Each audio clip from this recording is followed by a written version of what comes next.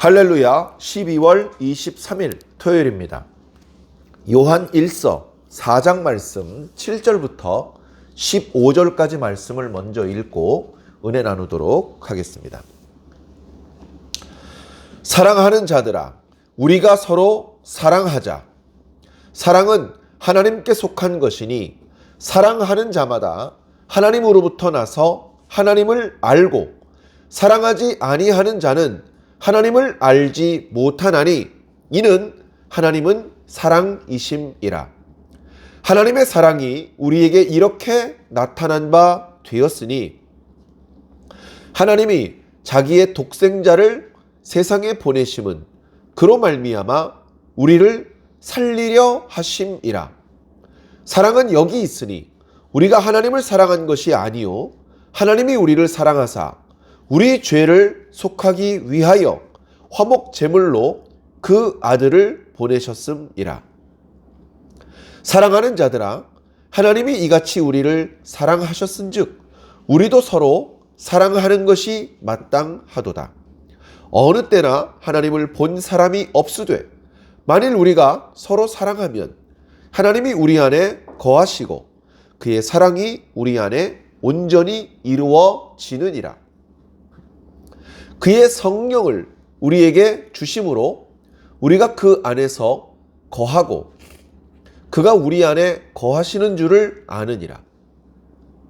아버지가 아들을 세상의 구주로 보내신 것을 우리가 보았고 또 증언하노니 누구든지 예수를 하나님의 아들이라 시인하면 하나님이 그의 안에 거하시고 그도 하나님 안에 거하느니라. 아멘. 할렐루야. 성탄절을 앞두고 성탄절 말씀 묵상을 오늘부터 시작합니다. 어떻게 보면 이 성탄절이라고 하는 절기를 직전에 앞두고 성탄절 말씀을 묵상하고 있습니다만 사실은 1년 내내 묵상을 해야 되는 말씀이죠. 우리가 이름 붙이기를 예수 그리스도 사건이라고 이름을 붙입니다. 그것은 예수님께서 태어나신 사건과 십자가에 달려서 죽으신 사건, 다시 살아나신 사건, 하늘에 오르신 사건, 그리고 그 중간에 말씀을 주시고 병자를 고쳐주시고 하셨던 그 모든 사건들을 우리는 예수 그리스도의 사건이라고 이름을 붙이고, 그리고 그 예수 그리스도의 사건이 우리가 드려지는 예배에 재현될 수 있도록 그렇게 예배를 드리곤 합니다. 그래서 우리가 흔히 예배를 시작할 때 고백하는 신앙 고백문, 사도신경, 그 안에 그 내용이 모두 포함되어 있죠. 그것만 가지고는 부족하기 때문에 우리가 구체적으로 복음서를 본문으로 예수 그리스도의 나심과 또 사역하신 모든 모습들, 그리고 죽으시고 다시 살아나시고 하늘에 오르신 모든 것들을 말씀으로 그렇게 하고, 그리고 그 내용은 그 이후에 사도들의 증언에도 계속해서 나타나고, 그리고 처음엔 몰랐는데 구약 성경에도 이미 많은 부분이 이미 예표되어 있었다는 것을 깨달아서 성경 전체가 예수 그리스도를 말씀하고 있구나라는 것을 느끼게 되는 것입니다. 그래서 예수 그리스도께서 누구시냐? 예수 그리스도께서 왜 이 땅에 오셨느냐? 예수 그리스도께서 이 땅에 오신 목적은 무엇이냐? 그 목적을 이루긴 하셨느냐? 그리고 그 뒤에 어떻게 되셨느냐? 이런 부분에 대해서 우리는 성경의 증언을 귀담아 들어야 됩니다. 예수 그리스도, 그 뻔하고 명백한 이야기, 성경에 수도 없이 반복되고 있는 확실한 증언들을 거짓말처럼 만들어버리는 그런 허황된 이야기가 우리 주변에 너무나 많이 있습니다. 예수 그리스도의 사건을 부정하고 예수 그리스도께서 하신 일들을 무효화시키는 그런 일들이죠. 그런 말을 하면서 성경을 믿는 사람들은 어리석은 사람들, 무모한 사람들, 무지몽매한 사람들로 치부하고 성경을 부정하는 사람들이 진정한 지성인, 진정한 합리적인 생각을 가지고 있는 사람이라고 생각합니다. 예수 그리스도라는 분이 있었지. 근데 그분은 하나님의 아들은 아니야. 예수 그리스도라는 분이 있어서 십자가에 달려 죽으셨지. 그런데 다시 살아난 건 아니야. 예수 그리스도의 가르침을 우리가 귀담아 들어야지. 그런데 절대 다시 오시는 일은 없어. 이렇게 말하면서 그렇게 알고 있어야 정신이 온전한 지성인이다라는 그런 생각들을 가지고 있는 사람들이 많이 있습니다. 하나님은 좋은 분이지. 그런데 천지는 자연 발생적으로 만들어진 거야. 빅뱅은 이론이 아니라 정설이야. 그리고 하나님께서 이 세상을 그리고 인간을 디자인하셨거나 창조하신 것이 아니고 오랜 시간에 걸쳐서 자연적으로 여러 물질들이 만들어졌고 생명체가 만들어졌고 진화의 과정을 거듭한 결과 오늘 이런 모습으로 우리 인간이 그리고 우리 주변의 동물들과 식물들이 존재하는 거야. 그걸 믿어야 지성인이고 그걸 믿어야 건전한 의식을 가지고 있는 사람이고 성경책의 내용을 진짜로 믿는 사람들은 어리석은 사람이다. 이런 생각을 가지고 있는 경우들이 진짜로 많이 있습니다. 참으로 안타깝습니다. 오늘 우리 시대에만 그런 것이 아니고 지금까지 계속해서 그런 식이었습니다. 진실을 아는 사람, 진실을 믿는 사람의 숫자는 전체의 절반이 안 됩니다. 절반이요? 100분의 1, 1000분의 1, 만분의 1도 안 되는 그런 상황이 계속해서 이어지고 있는 것입니다. 사람들은 자신이 진실을 믿는다고 착각은 하지만 정말 진실이 무엇인지 관심이 없습니다. 진실이 무엇인지 관심이 없는 게 너무 신기했어요. 진심이 무엇인지 알고 싶어 하지 않습니다. 그래서 스스로 속고 사는 것을 원하고 있다는 것이죠. 저와 여러분들은 모두가 잠들어 있는 상황에 하나님께서 우리를 흔들어 깨워주셨습니다. 모두가 거짓말에 속고 있는 상황 속에 진실이 무엇인지 듣게 되었습니다. 잠을 깨어서 온전한 정신으로 말씀을 듣고 보면 주님께서 나에게 들려주신 이야기가 진실이라는 것을 알게 됩니다. 그리고 너무나 많은 사람들이 속고 있다는 것을 알게 됩니다. 그리고 그 많은 사람들을 일깨워서 진실을 믿게 하는 것은 너무나 어려워서 불가능하다는 것을 알게 됩니다. 여러분, 많은 사람이 알고 있는 것은 진실일까요? 그렇지 않습니다. 제가 어디 가서 이야기를 합니다. 여러분, 건강하려면요 이렇게 하셔야 돼요. 그런 얘기를 했는데 말도 안 되는 소리 하고 있네. 야, 네가 하는 말이 옳으면 왜 텔레비전에서는, 왜 TV에서는, 왜 학교에서는, 왜 대통령은 그렇게 말 안 하니? 라고 얘기를 하는 그런 경우를 경험할 수 있었습니다. 많은 사람이 믿고 있어야 나도 믿겠다는 거죠. 많은 사람이 믿고 있다면 그것은 진실일 것이다. 내가 직접 그것이 진실인지 확인해 보지 않은 채 그렇게 사람들의 판단을 따라가겠다는 겁니다. 그런데 많은 사람들이 잘못 알고 있다면 어떻게 하면 좋습니까? 네. 그것이 건강 문제와 같이 자기 생명에 직결된 문제라면 정말 심각합니다. 자기 생명의 문제를 누구한테 부탁하고 누구한테 맡기겠습니까? 내가 직접 알아보고 내가 직접 노력하고 내가 직접 조심해서 내 건강과 내 생명을 지켜야 되지 않겠습니까? 영적으로도 마찬가지라는 것이죠. 요즘 그리스도인 중에서 유신 진화론을 믿는 사람들이 많이 있습니다. 유신 진화론. 유신 진화론은요, 그냥 진화론입니다. 하나님께서 천지를 창조하셨고 그때 이후로는 진화론의 시스템이 작동이 돼서 지금 우리들의 모습이 된 것이다. 이런 생각을 하는 것이죠. 성경의 역사는 6,000년이 아니고 138억 년이다. 이렇게 생각을 하고 있는 것입니다. 6,000년은 진화를 통해서 의미 있는 어떤 결과물이 나오기에는 너무나 부족한 시간입니다. 그러니까 수천 년이 아니라 수억 년, 수백억 년을 논하고 있는 것이죠. 그 알려지지 않은, 알아낼 수도 없는 그 긴 기간을 설정해 놓고 이렇게 긴 시간 동안인데 이런 일이 충분히 일어날 수 있지. 그런 식의 논리로 명백한 하나님의 말씀을 거부하고 있는 것입니다.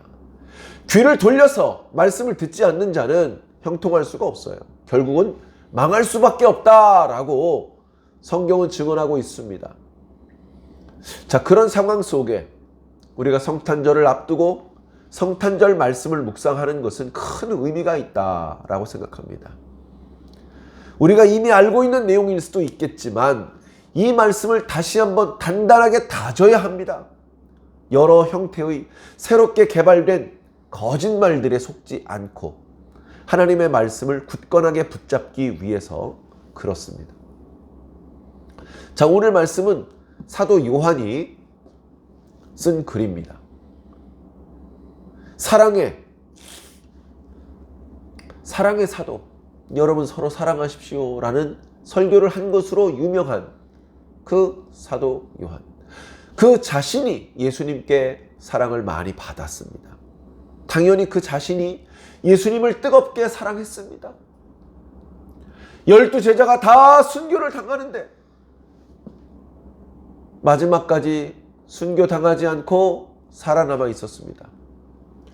자신이 가장 늦게까지 살아남을 줄 몰랐습니다.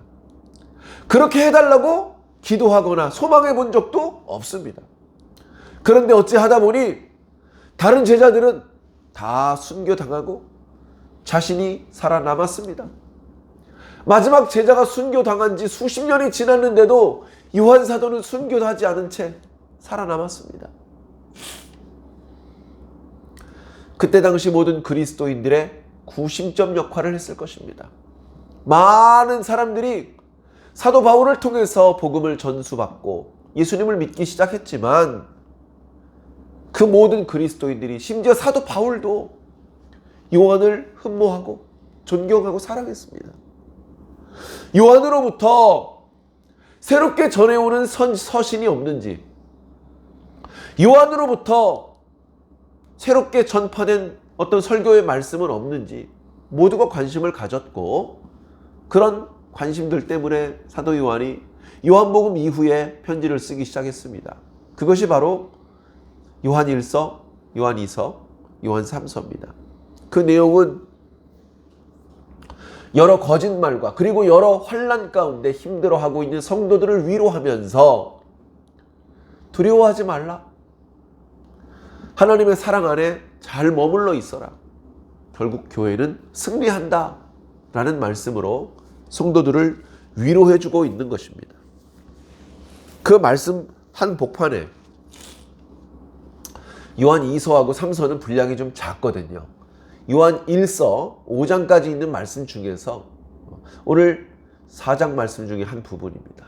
너무나 유명한 말씀이죠. 하나님은 사랑이시니라 라는 그런 표현도 담겨져 있는 그런 말씀인데, 이 성도들에게 서로 사랑하라는 권면을 하는 중간에 예수 그리스도가 하나님의 사랑이심을 말씀해 주시는 그런 대목이 나옵니다.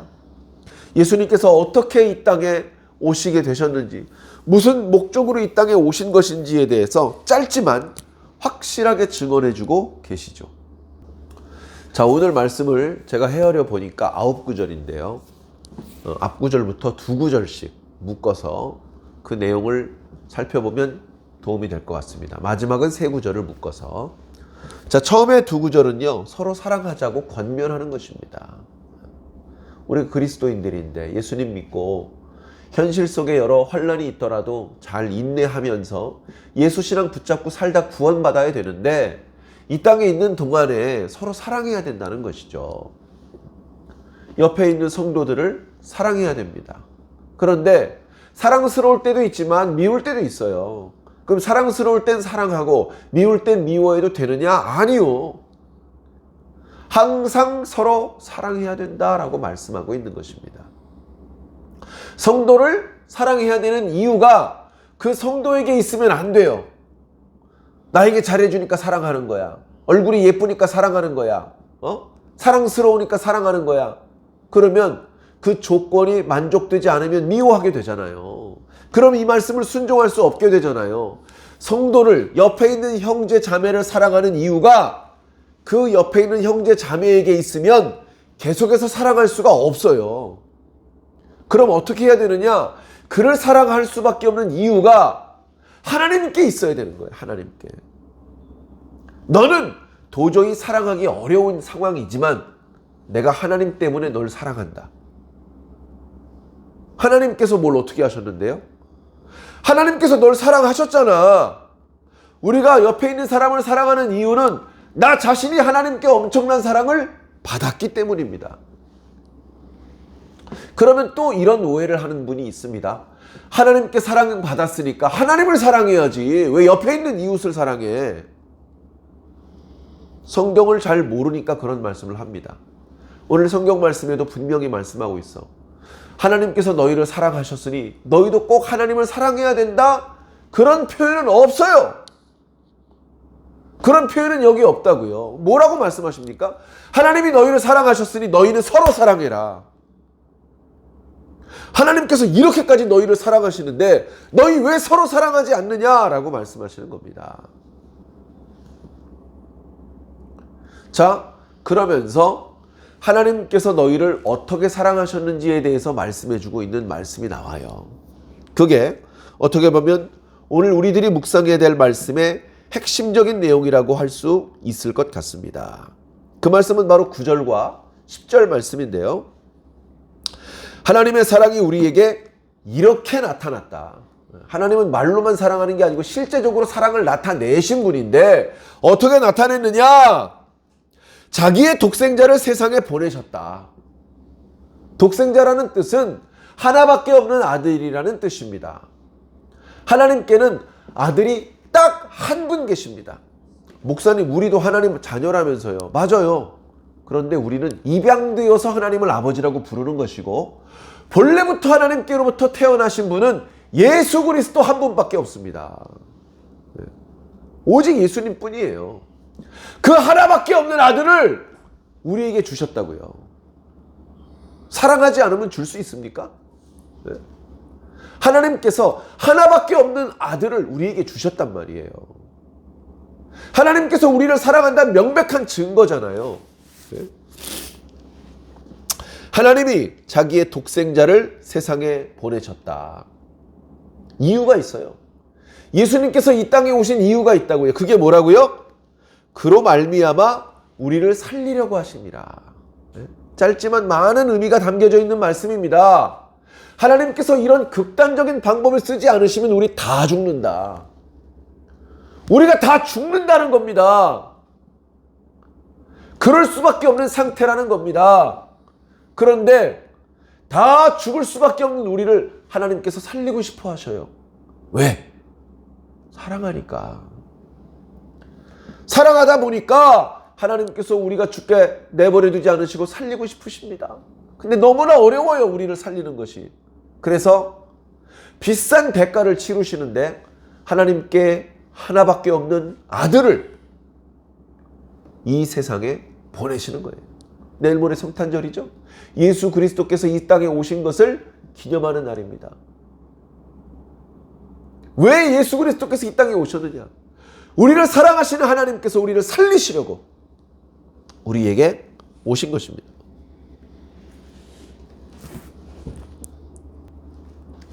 자, 우리는 구제불능의 상태입니다. 우리는 죄를 지었어요. 우리들의 조상들의 죄 때문에 죽는 게 아니고 그 죄 플러스 내가 직접 저지른 죄 때문에 죽어요. 죄에서도 죽지 않으려면 죄가 요구하는 값을 다 지불해야 돼요. 근데 우리는 그걸 지불할 수 있는 능력이 없어요. 그래서 죽는 거예요. 하나님께서 우리를 사랑하셔서 우리를 살리고 싶으셔서 그 값을 대신 지불하고 해주시기로 하셨어요. 그것은 바로 하나밖에 없는 당신의 아들의 피, 그 아들의 생명, 그것을 대가로 지불하고 대신 우리를 살려주시기로 하신 거예요. 그런 방법으로 우리를 살려주신 거예요. 예수님께서 이 땅에 오신 이유는 그걸 하려고 오신 거예요. 그래서 그 뒤에 나와 있는 표현이 하나님께서 우리를 사랑하사 우리 죄를 속하기 위하여 예수님을 화목제물로 보내신 것이다 라고 말씀하고 있는 거예요. 네. 우리가 하나님께서 아무 조치를 취하지 않으시면 다 죽습니다. 우리가 죽을 수밖에 없는 이유는 죄 때문입니다. 죄를 지어놓고도 죽지 않으려면 죄를 속해야 돼요. 죄값을 치루어야 돼요. 우리는 스스로 죄값을 치를 능력이 없어요. 하나님께서 우리를 죄 가운데서 살려내기 위해서 예수 그리스도를 희생제물로 보내신 거예요. 우리의 왕으로, 우리의 군주로 보내신 것이 아니고 우리 대신해서 죽으라고 이 땅에 보내신 것입니다. 이게 바로 성탄의 의미입니다. 예수님께서 이 땅에 오신 것, 그것이 성탄입니다. 예수님께서 이 땅에 오신 이유는 우리를 대신해서 죽기 위해서 오신 것입니다. 예수님께서 우리를 대신해서 죽으신 이유는 우리의 죄를 속하셔서 우리를 살리기 위하신 것입니다.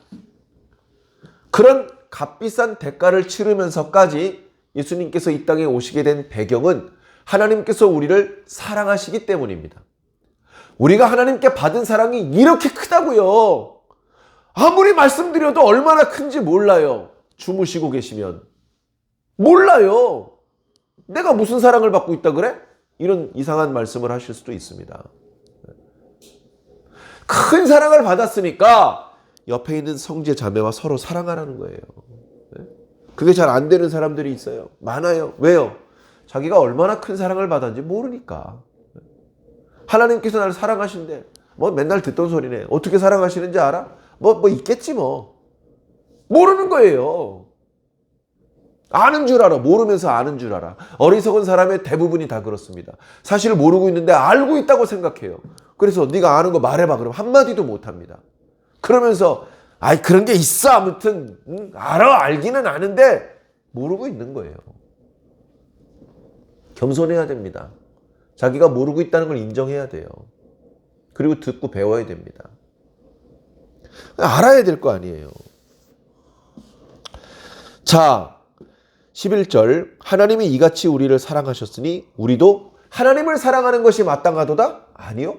서로 사랑하는 것이 마땅하도다. 성경 말씀을요 삐딱하게 보지 말고 있는 그대로 보셔야 됩니다. 서로 사랑하는 것이 마땅하도다.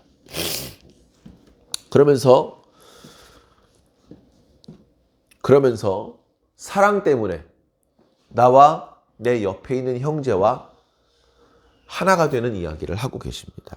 그리고 우리가 내 옆에 있는 형제를 사랑하면 그런 우리, 서로 사랑하고 있는 우리와 하나님이 하나가 되는 것을 말씀해 주고 있는 것입니다.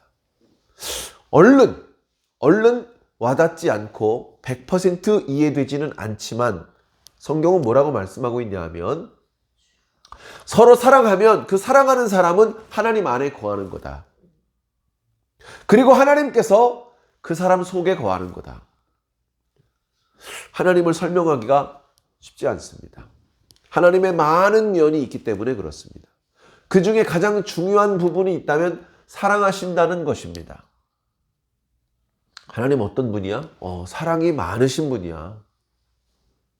그걸로 완벽한 설명이다라고 말할 수는 없지만 하나님께 대한 가장 중요한 부분을 설명하는 것이라고 할 수 있을 것입니다. 그래? 하면서 사랑? 나도 알지. 나도 내 부모님 사랑하고, 나도 내 아내 사랑하고, 나도 내 자식들 사랑해. 아, 사랑해보셨군요.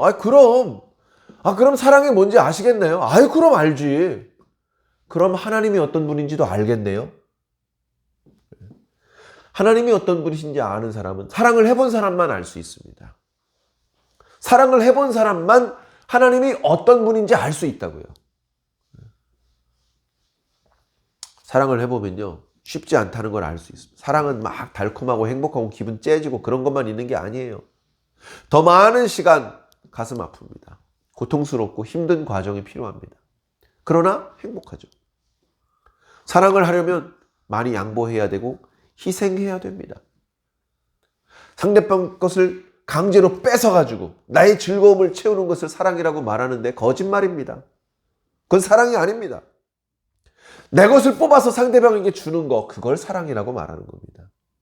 그래서 어떤 가수는 그렇게 노래를 했죠. 너무나 귀중한 당신을 위해서 내 심장쯤 뽑아주는 거 아무것도 아니다. 상대방의 심장을 뽑아서 내 가슴에 박는 게 사랑이 아니고요. 내 심장을 뽑아서 상대방에게 주는 게 사랑입니다. 근데 어때요? 내 심장 뽑는 순간 난 죽어야 돼요. 그래도 그걸 하는 게 사랑입니다.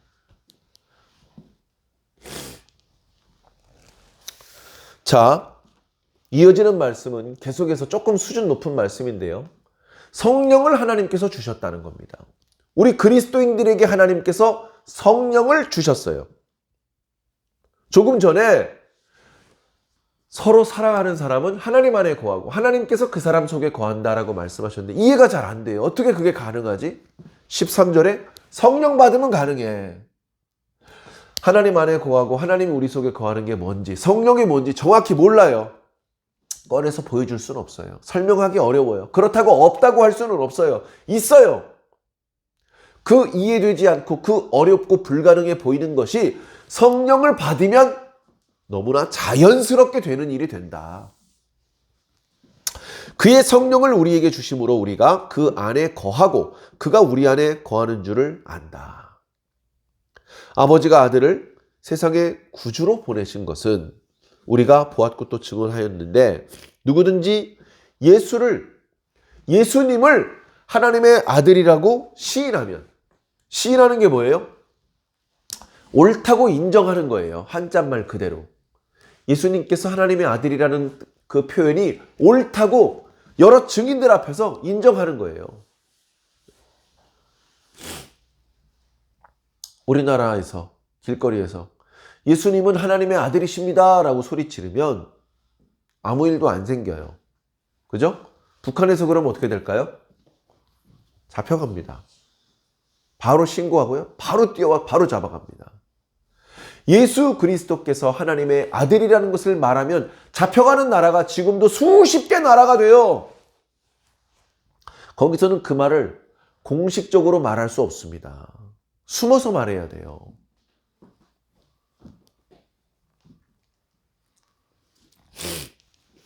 자, 어떤 사람이 예수님은 하나님의 아들이라고 시인했어요.